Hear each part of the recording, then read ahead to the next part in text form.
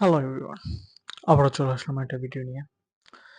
আসলে আজকে যে বিষয়টা নিয়ে আমি কথা বলতে চাচ্ছি, আ এটা হচ্ছে আ আমাদের আল্লাহ তাআলা দেওয়ার নেয়ামতগুলা নিয়ে। আমরা এগুলা নিয়ে যে কত ধরনের খেলাফত করি, এটার হিসাব নাই। যেমন দেখেন, এই যে আমি নিঃশ্বাস নিচ্ছি, আপনি নিঃশ্বাস নিচ্ছেন ফ্রি। কিন্তু একটা সময় আসবে এই অক্সিজেনটাও ফ্রি থাকবে না। যেমন পানি। পানি কিন্তু আগে মানুষ কিনে খেত না।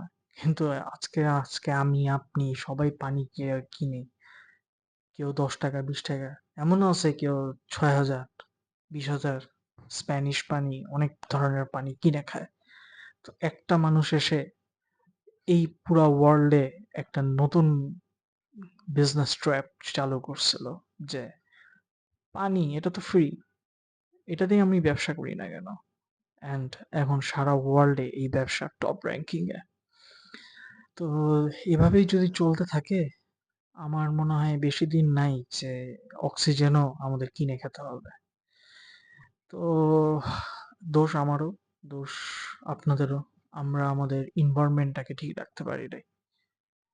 আমরা যদি আমাদের এনভায়রনমেন্টটাকে ঠিক রাখতাম, তাহলে হয়তোবা এত খারাপ সিচুয়েশনটা আমাদের এই বাংলাদেশে আসতো না।